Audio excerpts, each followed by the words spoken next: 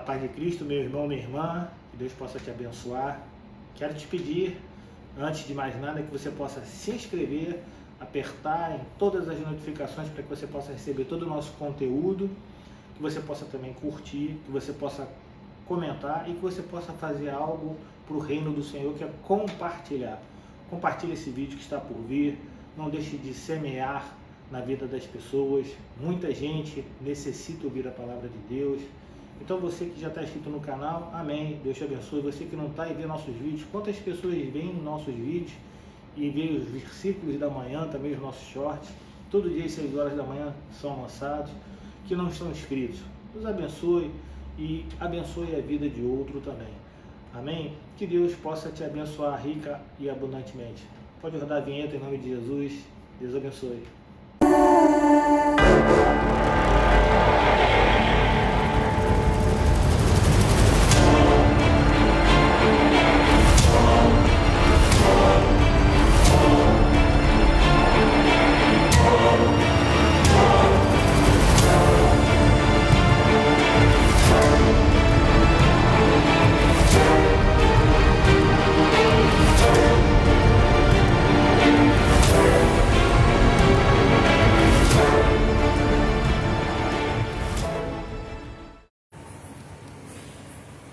Capítulo 4, verso 23, Neemias, capítulo 4, verso 23.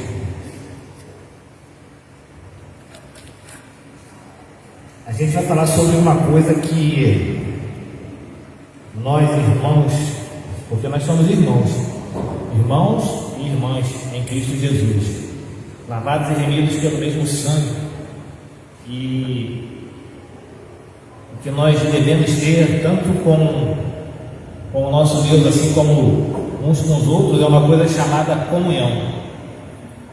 E foi o título da mensagem que eu dei, a necessária comunhão, que está no livro de Neemias, no capítulo 4, verso 23. E a gente vai estar falando sobre essa comunhão, vai estar trazendo um pouco sobre a necessidade da comunhão com o nosso Deus e com os nossos irmãos. Então diz assim, é só esse verso, Neemias 4, verso 23, o título é a necessária comunhão. Diz assim: nem eu, nem os meus irmãos, nem os meus servos, nem os homens da guarda que me seguiam, tirávamos as nossas roupas, nem mesmo para dormir, cada um se deitava com as armas à sua direita. Vou repetir, diz assim, quem diz é Neemias, no capítulo 4, verso 23, nem eu, nem os meus irmãos, nem os meus servos, nem os homens da guarda que me seguiam tirávamos as nossas roupas, nem mesmo para dormir, cada um se deitava com as armas à sua direita. Pai, louvado seja e engrandecido o seu santo nome. Que o Senhor, em nome de Cristo, possa falar aos nossos corações nessa noite, que possamos sair daqui, Senhor, edificados, enraizados, que possamos sair daqui, Senhor, um pouco melhores do que quando entramos, que possamos sair daqui ensinados e que possamos sair daqui motivados, Senhor, a termos cada vez mais comunhão com os nossos irmãos, termos mais paciência, termos mais condição de poder estar perto de cada um deles, mesmo com os defeitos deles e os nossos, e que a comunhão faça parte da nossa vida enquanto cristão, porque há necessidade do cristão ter comunhão com seus irmãos, assim como há necessidade do cristão ser ligado contigo. Então, Pai, que o Senhor possa nos ensinar nessa noite, possa nos auxiliar, toma minha vida e teus irmãos também, que eu possa ser um instrumento usado, Senhor, para que fale apenas que seja da sua vontade, que eu não possa colocar nada que seja meu aqui nesse momento, Pai, a fim de não atrapalhar o seu governo, Pai. É o que eu não quero, atrapalhar o seu governo. Então, Senhor, que o Senhor possa se movimentar à medida que o Senhor quiser, porque essa casa é sua, esse povo é seu. Esse lugar é um local, Senhor, onde o seu Espírito age, Pai, aonde há liberdade. Então, Pai, em nome de Cristo, Senhor, se faça presente para os nossos corações. É a oração que fazemos em nome do seu amado Filho Jesus Cristo. Que todos digam amém e amém, podeis assentar. Cristãos, pequenos cristos. Nós fomos chamados assim pela primeira vez numa cidade chamada Antioquia. Se você olhar lá Atos 11, 26, você vai ver que é assim que nos chamaram pela primeira vez. Antes disso nós éramos chamados os do caminho. Se você for em Atos 8, no finalzinho, antes de chegar a Atos 9, você vai ver que Paulo ele pega a casca e ele vai até a cidade de Damasco, ou pelo menos em direção à cidade de Damasco, com essa carta do rei, para que ele pudesse ter a liberdade de passear aí sobre o Império Romano, porque ele estava atrás daqueles que ele chamava os do caminho. Mas em Antioquia, já Paulo já convertido ao cristianismo, já Paulo já modificado pelo impacto que teve a presença de Jesus na vida dele, lá ele e alguns irmãos foram chamados de cristãos. E cristãos significam pequenos cristos. Pois bem, somos e devemos ter a essência e o conteúdo de Cristo em nós, em nossas vidas. Nós devemos ter a essência e o conteúdo. E como é que nós podemos nos pautar para termos a essência e o conteúdo de Cristo em nós? A nossa vida, o nosso norte, a nossa direção, o nosso alvo, a nossa visão é sempre olhando para o nosso Mestre, sempre olhando para o Senhor na nossa vida, sempre olhando para Jesus. E como é que nós conhecemos esse Deus que nos redimiu, que nos salvou? Pela nossa fé. Pela nossa fé na sua salvadora redenção. E uma das fontes de conhecimento da sua vontade, dos seus ensinamentos, está em conhecer a sua palavra, a palavra de Deus. Aquele que não conhece essa palavra, ele possivelmente vai ser levado por qualquer vento de doutrina, por qualquer coisa que qualquer pessoa fale. Nós devemos ser edificados nessa palavra, porque essa palavra é a palavra que liberta. Essa palavra, ela contém tudo o que Deus quer, o que Deus deseja, a essência de Deus para a nossa vida. E como é importante a gente conhecer a sua vontade, conhecer seus ensinamentos, conhecer essa palavra. Ela nos ensina a como devemos viver, como devemos atuar diante do nosso Deus e também diante dos nossos irmãos também.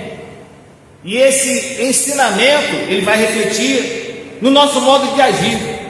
Quando a gente compreende isso, quando a gente compreende como a gente deve atuar diante desse Deus, diante dos nossos irmãos, o nosso modo de agir ele é modificado.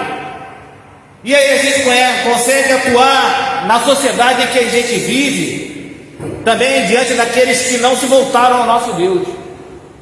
A gente consegue se voltar a andar numa sociedade, mesmo no meio daqueles que não conhecem o nosso Deus. Então, por conta disso, eu quero falar essa noite sobre essa convivência e essa série de atitudes com o nosso Deus e os demais da sociedade, especificamente com os nossos irmãos de fé, irmãos que também professam a mesma fé que a nossa, a fé no Senhor Jesus Cristo, porque são essas atitudes, são essas condutas que vão reverberar na sociedade como um todo. Eu vejo com muita tristeza, mas com muita tristeza, quando a sociedade não consegue ver em pessoas que, pelo menos, dizem que caminham e professam a fé em Cristo Jesus e caminham, segundo elas, no caminho de Cristo. Eu vejo com muita tristeza que a sociedade que não é convertida, a sociedade mundana, não consegue olhar para essa pessoa e ver o cristianismo que há nela. Eu penso que é como se fosse um vidro de perfume vazio por dentro. Tem a marca, mas não tem o conteúdo. Está estampado o nome, mas não tem a essência. Nós temos que ter a essência e o conteúdo de Cristo em nossas vidas. Devemos pautar a nossa vida na vontade de Deus e a nossa conduta também na vontade de Deus, assim com Deus e assim com os nossos irmãos. E a essa postura de conduta que a gente tem que ter, nas nossas vidas, com os nossos irmãos e com o nosso Deus, se dá o nome de comunhão. Isso é que é comunhão.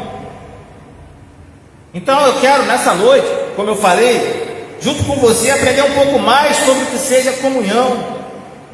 Como Deus quer que a sua igreja viva em comunhão. Comunhão significa ter união. Comunhão significa ter paz. Comunhão significa ter paz e partilhar com alguém essa paz. Quando duas ou mais pessoas fazem coisas juntas, em harmonia, elas estão em comunhão. Comunhão é ter coisas em comum. E nós devemos ter coisas em comum com os nossos irmãos. E a principal dessas coisas comum que nós devemos ter com nossos irmãos é essa fé na salvação redentora, no sacrifício vicário de Cristo Jesus. Comunhão significa partilhar experiências, viver em união. Somos seres sociais, precisamos de comunhão para sermos completos. Não há como vivermos solitariamente, principalmente o cristão. A verdade é que ninguém consegue viver completamente sozinho. Por mais que a pessoa goste de ficar a maior parte do tempo sozinho, ela não consegue viver completamente sozinha. Ela em algum momento ela vai ter um confronto, em algum momento ela vai ter que falar com alguém, em algum momento ela vai ter que interagir com alguém. Nós precisamos de comunhão com Deus e comunhão com os nossos irmãos enquanto cristãos que somos. 1 João 1,3 diz assim: o que vimos e ouvimos, anunciamos também a vocês, para que também vocês tenham comunhão conosco. Ora, a nossa comunhão é com o Pai e com o seu Filho Jesus Cristo. Primeira carta de João 1,3. Assim, dessa forma, entendendo e com essa introdução, eu quero tratar de uma passagem onde nela a gente pode extrair a essência do que seja comunhão com Deus e com os nossos irmãos, e indicar nela lições valorosas de condutas, conforme João cita nessa primeira carta que escreve, aqui no capítulo 1, no verso 3. E a passagem que a gente vai tratar, ela está inserida no Antigo Testamento, precisamente no livro de Neemias. Pois bem, certa época, Nabucodonosor, rei da Babilônia, invade Jerusalém, coloca o povo hebreu sob o seu jugo, leva para sua cidade o rei, a rainha-mãe, a corte, os artesãos, os comerciantes e jovens. Deixa apenas em Jerusalém destruição, os improdutivos, idosos, mulheres sem conhecimento, pessoas com deficiência física. Começa um período de cativeiro. Você conhece a história, mas nada custa a gente rememorar. O povo de Judá fica na Babilônia durante 70 anos, vivendo no cativeiro babilônico. Acontece que já havia 47 anos de cativeiro que aquele povo se encontrava. O reino da Babilônia, ele é conquistado pelos medos e persas. Ciro, rei da Pérsia, foi o primeiro rei dos medos e persas a conquistar a Babilônia. Depois Dário, depois Artaxerxes. E esses permitiram que os judeus começassem a retornar a Jerusalém destruída, a Jerusalém improdutiva, a Jerusalém onde Nabucodonosor havia acabado com o templo, com a cidade, com as muralhas, deixado idosos, pessoas deficientes, doentes. Esses reis persas e medos deixaram que os judeus voltassem, mas eles não voltaram de uma vez só. Eles não pegaram e se juntaram como foi no Egito, por exemplo, aonde a saída foi uma saída em massa, todos eles se reuniram e foram saindo. Não, houveram incursões de retorno. Houveram principalmente 3 incursões de retorno. 3 grupos foram separadamente retornando à cidade de Jerusalém, cada um com uma pessoa sendo comandante desse retorno e cada uma com um objetivo. Então, o primeiro grupo que sai da Babilônia, ele é comandado por Zorobabel. E eles foram para Jerusalém para reconstruir o templo. Havia um entendimento que deveria ser reconstruído o templo em primeiro momento. Primeiro vamos reconstruir o templo. A gente tem que aprender com esses retornos, com essa sequência de retorno. O segundo grupo ele foi comandado por Esdras. E foi justamente para restabelecer o culto no templo. Um outro comandante, um outro passo, um outro objetivo. Agora reconstruir o culto no templo, porque o templo já estava reconstruído. O terceiro grupo então foi comandado por Neemias. E Neemias ele tinha um propósito, que era reconstruir os muros de Jerusalém. Então era entendido pelos judeus que a ordem de retorno seria essa, e que havia um propósito a cada passo dado. Veja bem, na nossa vida é a mesma coisa. A gente às vezes tem que reconstruir o templo primeiro, para depois reconstruir o muro. A gente tem que reconstruir o templo primeiro, para depois a gente restabelecer o culto no templo. Não tem como a gente construir o muro e não reconstruir o templo. Não tem como a gente restabelecer o culto no templo se o templo está destruído. Assim é com a nossa vida. Todos os passos, todas as incursões de retorno, elas tiveram um propósito. E o propósito dela foi esse: reconstruir o templo, restabelecer o culto no templo, e depois reconstruir o muro. Mas por que reconstruir o muro? Porque naquela época as cidades elas eram fortificadas, fortalecidas, protegidas por muros. Os muros protegiam as cidades das invasões. Povos viviam num território muito perto um do outro. Não havia essa situação de município, de cidade, não havia essa disposição geopolítica que existe hoje. Então os muros eram necessários nas cidades para proteger, para fortalecer as cidades. Se as cidades ficassem desprotegidas, havia uma grande possibilidade de invasão por povos estranhos. E aí os povos entravam, invadiam e faziam como Nabucodonosor fez. E o pior, cobravam tributos, subjugavam o povo, pegavam suas mulheres, pegavam homens com saúde e botavam para trabalhar no trabalho escravo, pegavam suas crianças. Se as cidades ficassem desprotegidas, povos estranhos possivelmente entrariam nessas cidades. As cidades naquela época não são como as cidades de hoje.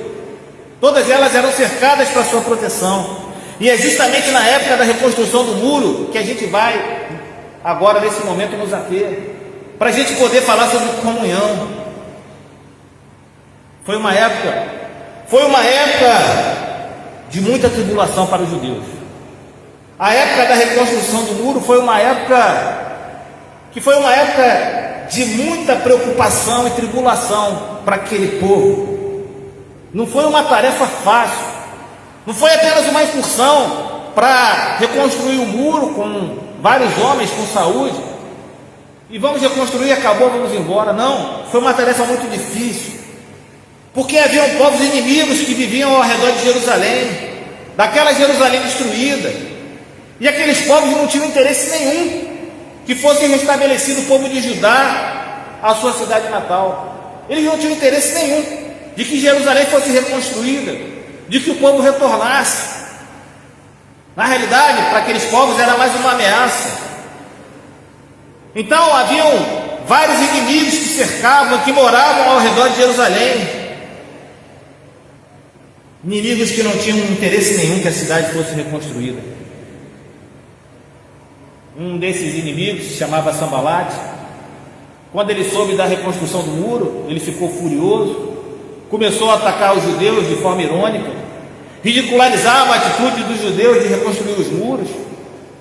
Tem gente que é assim, usa de ironia com a nossa fé, começa a tratar a gente de forma irônica.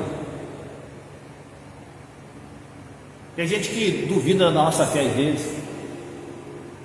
Tem gente que espera um momento para poder ficar podendo ironizar aquilo que a gente tanto preza, que é a fé que a gente professa. quando ele estava na presença dos amigos dele, dos compatriotas, dos poderosos de Samaria, ele ironizava o esforço dos judeus, debochava com perguntas vãs, tipo, o que aqueles frades judeus estão fazendo? Será que eles vão restaurar aquele muro? Será que eles vão oferecer sacrifícios? Será que eles vão terminar aquela obra num dia só? Será que vão conseguir ressuscitar pedras de construção daqueles montes de entulho e de pedras queimadas? Ironia. Tem muita gente que ironiza a nossa fé. Tem muita gente que ironiza a nossa caminhada de fé, a nossa vida. Mas não era só Sambalate, havia outro inimigo também chamado Tobias. Esse era Amonita, também estava do lado desse abençoado, desse Sambalate, e ele usava dos mesmos artifícios, zombaria, falava, olha, porque deixa eles construírem, basta que uma raposa suba lá para que esse muro de pedras desabe. Ironia. Neemias, responsável pelos judeus, pela reconstrução do muro, líder dessa volta para a reconstrução do muro, ouvia esses deboches desses inimigos, e aí ele ora ao Senhor para que Deus saiba que o seu povo estava sendo desprezado. Quando você for ironizado, não entra no embate com ninguém não, não fica discutindo com ninguém não. Tem gente que gosta de discutir, não discute não, meu irmão. Fala com o Todo-Poderoso, que Ele pode todas as coisas, e Ele dá o jeito dele, Ele vai resolver da maneira dele. Não queira fazer no seu esforço, com as suas mãos, deixa Deus trabalhar. Ora ao Senhor. A gente tem que aprender com Neemias. Estão te desprezando? Amém. Não bata com a mesma arma do que essa pessoa está te batendo. Ore ao Senhor, fale com o Senhor. Ele preza pelos seus filhos, Ele preza com amor por cada um de nós, e Ele vai dar o jeito dele, e pode ter certeza que o jeito dele é muito melhor que o nosso, e não vai trazer vergonha para a nossa vida. Neemias orava para que Deus fizesse cair aquela zombaria, e ainda orava para que os zombadores do povo de Deus fossem levados prisioneiros como despojos para outra terra. Senhor, tira essas pessoas daqui, leva eles, que eles sejam presos, faça alguma coisa, Senhor. Mas ele não o afrontava, ele não ia de embate, ele falava era com Deus, pedia para que Deus não perdoasse os pecados daqueles homens. Ele falava era com Deus. Você pode falar isso com Deus, você não pode falar com a pessoa. Ele orava para que Deus não apagasse as maldades daquelas pessoas, porque eles estavam provocando não só a ira daqueles homens, mas a ira de Deus diante dos construtores. Eu falei hoje de manhã, eu não gosto de murmurador, sabe por quê? Porque a pessoa que murmura, ela reclama, ela não murmura e não reclama como o irmão. Ela não murmura e não reclama com a situação que ela está passando. Ela, quando murmura e reclama, ela faz isso contra Deus. É uma afronta isso. Murmurar e reclamar é contra Deus. De repente está passando por uma situação e começa a murmurar. A murmuração, meu irmão, ela afeta somente Deus. A reclamação, por mais que seja das coisas que acontecem na sua vida ou na situação que você está passando, é contra Deus. Então não murmure, não reclame, não faça isso em nome de Jesus. Ele ia fazer sempre ele junta então os nobres, os oficiais, o restante do povo, para dizer, olha, fiquem assim, fiquem do jeito que está, essa é a estratégia, não tenham medo dos inimigos, fiquem posicionados dessa maneira. Lembre-se que o Senhor, Ele é grande, Ele é temível, e vocês têm que lutar como irmãos, tem que lutar como irmãos por serem filhos e filhas de Deus, e lutar pela sua descendência, lutar pelas suas mulheres, lutar pelas suas casas. Meu irmão, a gente tem que fazer isso até hoje, lutar pela nossa família, pela nossa vida, pela vida dos nossos filhos. A gente não pode parar. aqueles inimigos, eles descobriram que Neemias e o povo não só já sabia já da trama deles e que já havia providenciado uma maneira de conter aqueles ataques ou possíveis ataques. Então eles ficaram mais alertas daquele dia em diante, depois dessa situação de Neemias ter posicionado cada um no seu lugar, eles terem sido frustrados na estratégia deles de quererem se meter no meio dos construtores. Metade dos homens que estavam construindo, eles faziam o trabalho braçal da construção.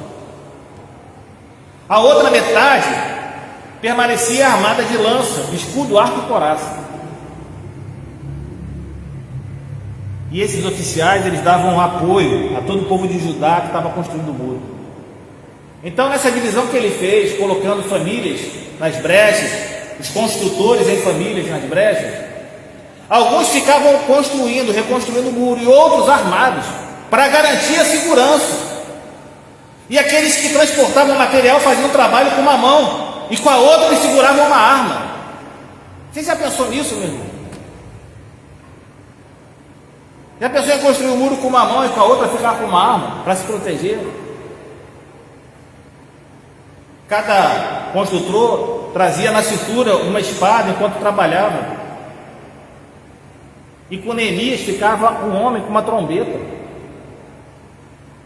Ao perceber que os nobres, os oficiais e o restante do povo, eles estavam distantes uns dos outros, Neemias então vai lá de novo falar com esses homens.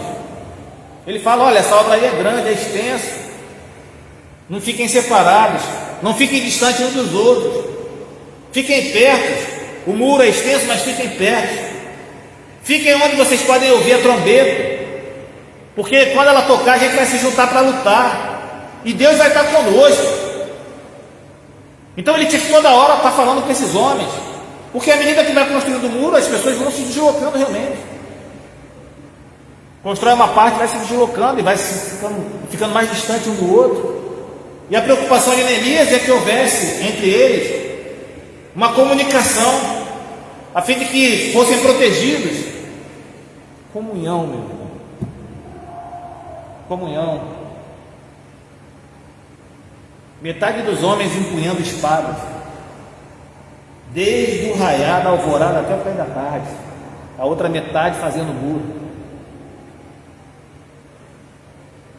Pois bem, a gente chega lá no texto central, que Neemias é quem diz, e preste atenção, Neemias 4:23 diz assim. Esse é o contexto e o cenário dessa situação toda. Então Neemias diz assim: nem eu, diz Neemias, nem os meus irmãos, os judeus, nem os meus servos, os trabalhadores, nem os homens da guarda que me seguiam tiravam as nossas roupas.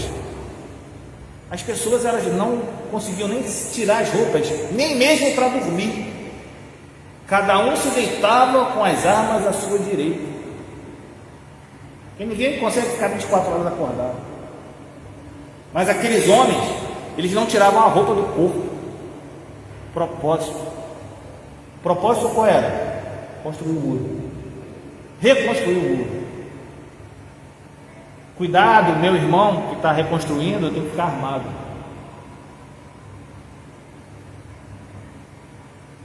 Eu consigo tirar algumas lições acerca do que seja a comunhão com Deus, com nossos irmãos, com a sociedade que nos serve, e que não professa a nossa fé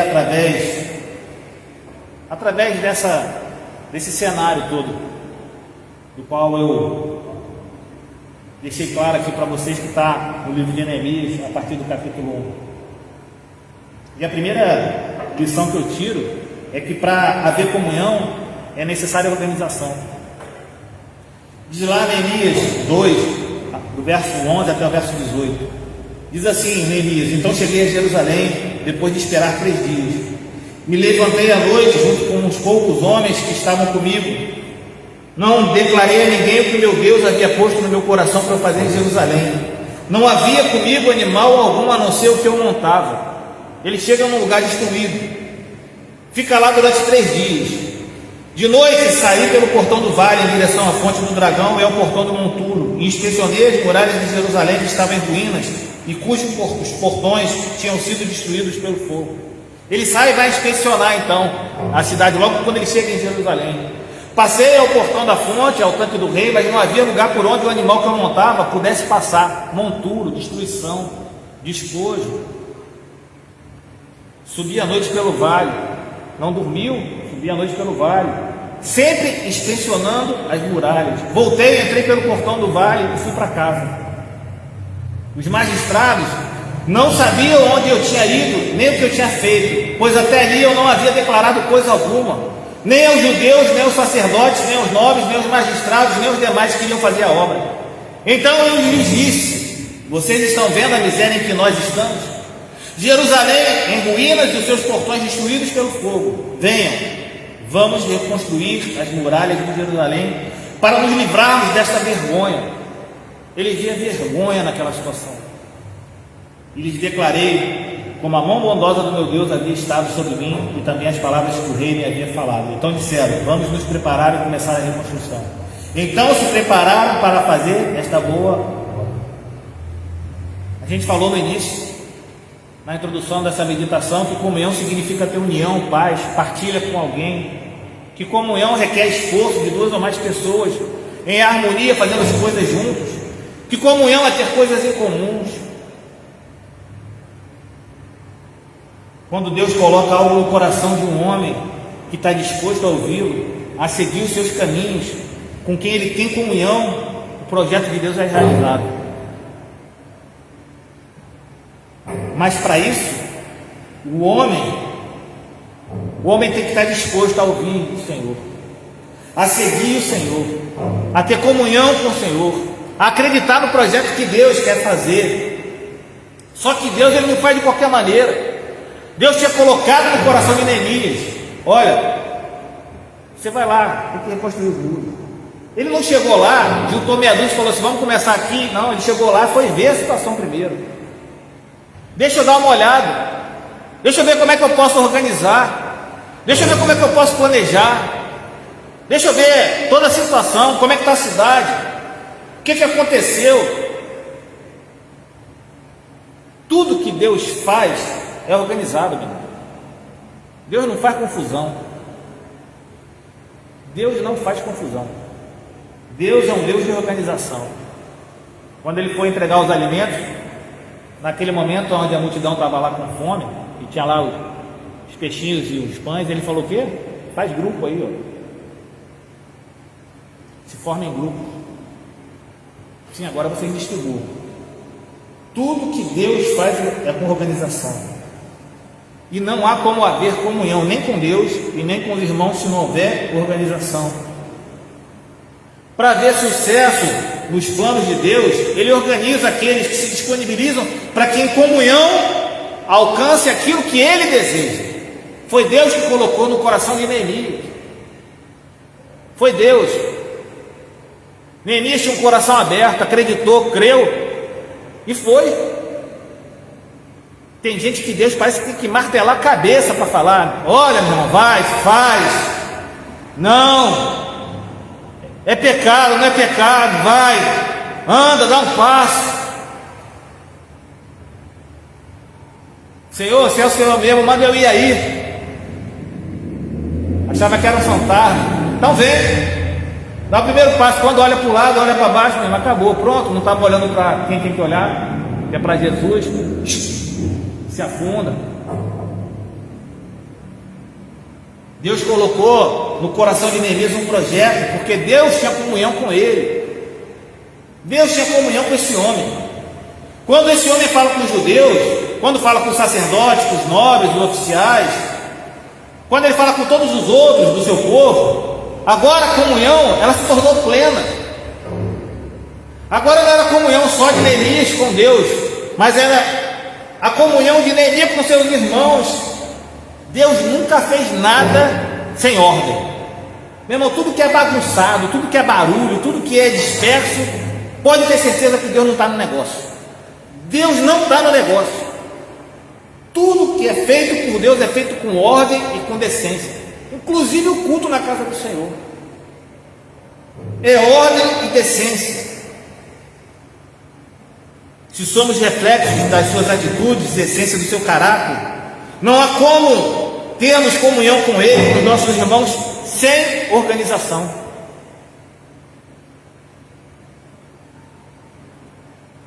Eu só sou pastor e estou aqui em cima pela misericórdia do Senhor. Mas a nossa condição como cristão é estarmos todos horizontalmente aos pés da cruz. Eu só estou aqui por causa de uma organização, de um sistema eclesiástico, mais nada. Mas nós somos iguaizinhos, eu e você, cada um no seu serviço, na obra do Senhor. Mais nada. A hierarquia que há, ou se ela existe, ela é horizontal, ela não é vertical. Vertical é a nossa adoração com o nosso Deus. Mais nada, mais nada. Tem igreja que fala o tempo todo, eu tenho visto isso muito, que fala o tempo todo de honrar o homem que está na plataforma, honrar o pastor, honrar. Meu irmão, aí chega em casa, o marido, a esposa, o filho, não honra. O irmão que está do lado, não honra. A irmã que está do lado, não honra. Mas o cabra que está lá em cima com o microfone tem que honrar.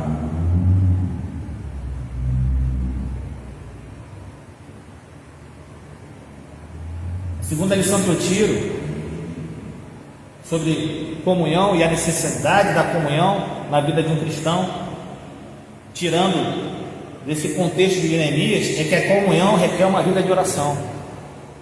Diz lá Neemias 4, verso 4. Verso 4 e 5 diz assim de Neemias 4: Ouve, ó nosso Deus, pois estamos sendo desprezados. Faze com que o seu desprezo recaia sobre a cabeça deles, e faze com que sejam despojos numa terra de cativeiro. Não encubras a sua iniquidade, e que o pecado deles não seja apagado diante de ti, pois te provocaram a ira na presença dos construtores. Não há comunhão entre cristãos e Deus se não houver vida de oração. Não há comunhão. Porque a oração é a comunicação do cristão com Deus. Então, se você não se comunica com Deus através da oração, não tem comunhão. A oração é a forma que, mesmo de longe, você tem comunhão com seu irmão. Quando você ora pela vida dele, se você tem uma vida de oração, você tem comunhão com Deus, você tem comunhão com seus irmãos. Essa oração feita por Neemias não foi a primeira que ele fez em relação à reconstrução de Jerusalém. Mesmo longe da cidade, mesmo sendo copeiro do rei Artaxerxes, sabendo da situação dos seus irmãos na cidade, do seu povo, da miséria da cidade, dos muros derrubados, Neemias, ele orou ao Senhor. Neemias 1:4. Quando ouvi essas palavras, eu me sentei, chorei e lamentei por alguns dias. Fiquei jejuando e orando diante do Deus dos céus. Antes dele encontrar os irmãos dele, ele já estava orando pela vida desses irmãos. Ele sabia o que era ter comunhão. Por isso que Deus colocou no coração dele um projeto. E por isso que ele acreditou nesse projeto. E por isso que ele foi lá, porque ele tinha comunhão com Deus. Você não precisa conhecer seu irmão a fundo. Você não precisa nem saber da vida dele. Se ele não te contar, né, procure saber. Mas é necessário que você ore pela vida dele. Ore pela igreja de Cristo. Ore pelos seus irmãos que professam a mesma fé que você. Ore para que haja libertação, comunhão, para que haja cura. Tem muita gente dentro das igrejas que precisam ser curadas, gente que precisa ser liberta, gente que precisa de tanta coisa dentro das igrejas, e principalmente de comunhão. Às vezes a pessoa quer um aperto de mão, quer um abraço, quer uma paz do Senhor, uma palavra. Tem gente que negligencia isso. Não dá uma paz do Senhor por irmão da igreja. não aperta uma mão de uma pessoa da igreja. Como é que a gente vai ter comunhão assim? Como é que a gente vai ter comunhão com o nosso Deus se a gente negligencia a comunhão com o nosso irmão? Neemias, depois que ele chega lá em Jerusalém, ele não orava mais sozinho não, ele também colocava o povo para orar com ele. Ele fazia daquele exercício de fé, não só o exercício dele, mas ele também falava para o povo: vamos orar, vamos agora orar. Até quando foi perguntado pelo rei, ao servi-lo, por ter visto o seu semblante triste logo no começo, Neemias ele orou para Deus tocar no coração de Artaxerxes, no sentido de liberar Neemias para começar o projeto de reconstrução do muro. Até nesse momento ele orou: Senhor, meu Deus, ele está vendo, o rei que eu cito está vendo meu semblante triste. Ele fazia parte da corte, ser copeiro do rei era fazer parte da corte, era um privilégio, é um privilégio, e ele tinha que estar com o semblante bom, bacana, mas ele estava triste. Como é que anda a sua vida de oração, meu irmão? Quanto tempo você tem investido em orar? Como é que anda seu relacionamento com Deus? Você tem tido uma vida de oração saudável? Não há como ter comunhão com Deus e com os irmãos sem vida de oração. A terceira e última lição que eu tiro sobre ter uma vida com comunhão, e tiro da lição dessa passagem que a gente encontra de Neemias, é que a comunhão ela requer atenção. Diz lá em Neemias 4:23: nem eu, nem os meus irmãos, texto central, nem os meus servos, nem os homens da guarda que me seguiam tirávamos as nossas roupas, nem mesmo para dormir, cada um se deitava com as armas à sua direita. Meu irmão, só foi possível o sucesso da empreitada de Neemias e do povo quando a atenção foi total na investida dos inimigos. Só assim eles conseguiram ter sucesso. Ser cristão, meu irmão, não isenta o crente de passar por dificuldades. Não isenta não.